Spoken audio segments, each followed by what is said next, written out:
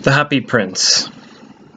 The statue of the Happy Prince stood on the high place in the city. He was all covered in gold. He had a golden heart.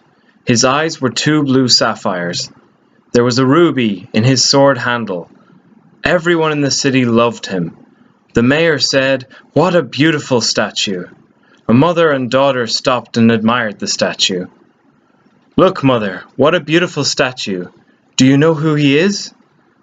"That is the statue of an old prince. It has been here for many years. People tell different stories about him.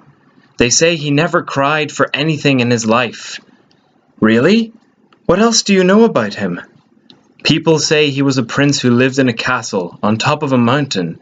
His father, the king, was a very generous and kind man who shared his fortune with all of his people. That's why everybody loved him, and the prince too. They were very happy.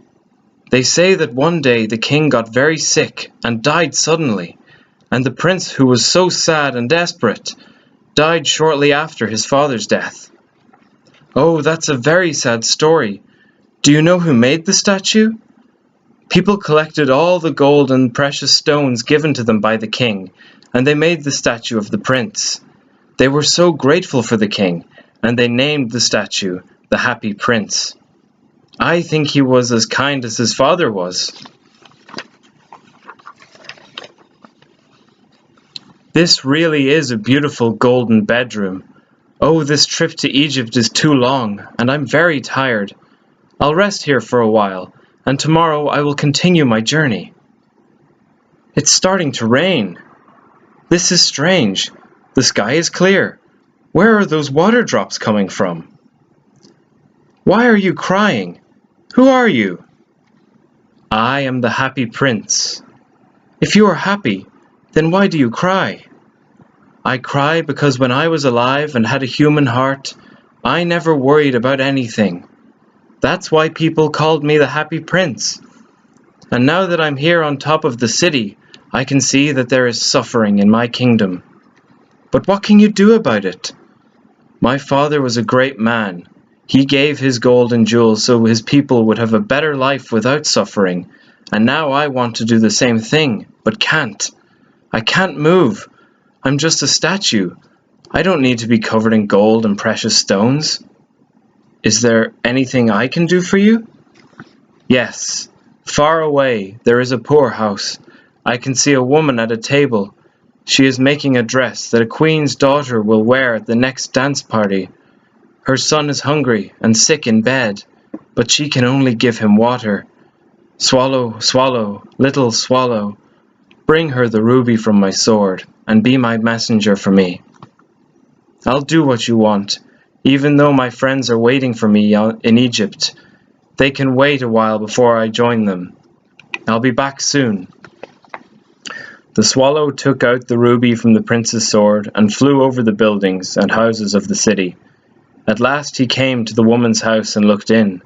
The boy was very sick in bed, and the dressmaker was too tired to make the dress. "Oh, mother, I am afraid.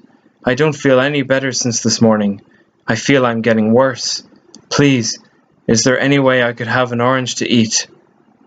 "Oh, son, I have done what I can do for you.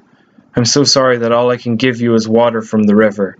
Even though you are sick, I must make this beautiful dress. Oh, how tired I am." "Oh, how strange. I feel nice and cool now.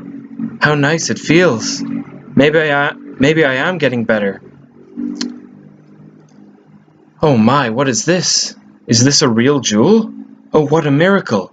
If I sell this ruby, then we are saved. I can buy many oranges, son. Oh, how wonderful. Oh, mother, it is a miracle." "I have done as you told me. The woman was surprised when I left the ruby. She took it in her hands and hugged her son. Somehow, I feel so satisfied." "That is because you have done something good.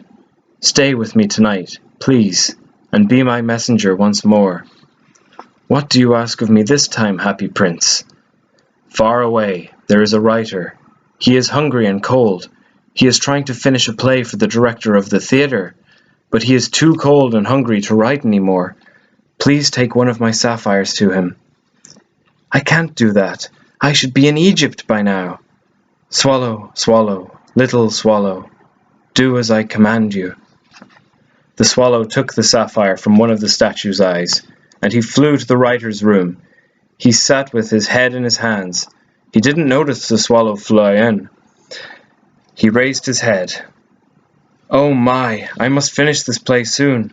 I have to write until morning, but I am so cold and hungry. Oh, what should I do?"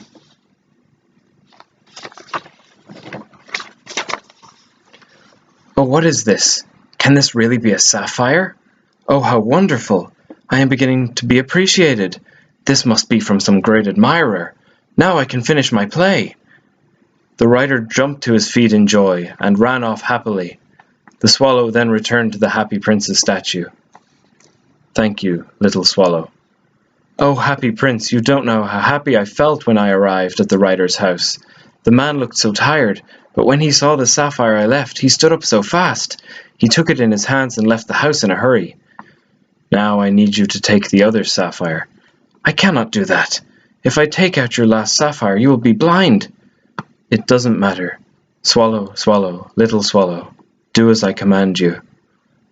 "Very well. Where should I go?" "In the square below you will find a little match girl. She is not wearing shoes or coat. Her matches fell in the mud and she can't sell them now. Her father will be angry at her if she doesn't bring home some money." "I don't need this sapphire. She needs it far more than I do." The swallow took the other sapphire from the prince's eye and left to find the little match girl. She was sitting on the ground and was very upset. "Oh no, what should I do? These matches are useless. Nobody will buy them like this. Oh, my father will be so angry with me. He will punish me for this. Oh, I don't want to go home now." The swallow landed beside the little girl, and she noticed him. The little match girl noticed the sapphire in his beak and took it from him. What is this? Oh my, it is so beautiful. What a lovely piece of glass. My father will be very happy if I bring this home. Oh, how lucky I am." The little match girl stood up and looked at the swallow before running happily off. The swallow returned again to the statue of the Happy Prince. "Oh, Prince, I did as you told me. The poor little girl was crying and lying on the ground.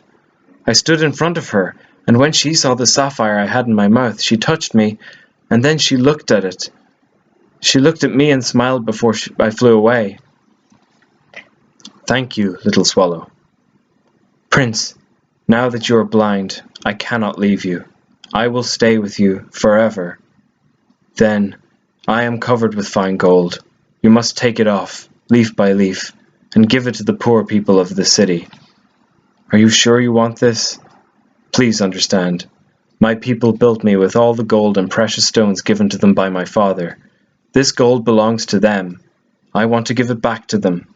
Swallow, swallow, little swallow, start right now."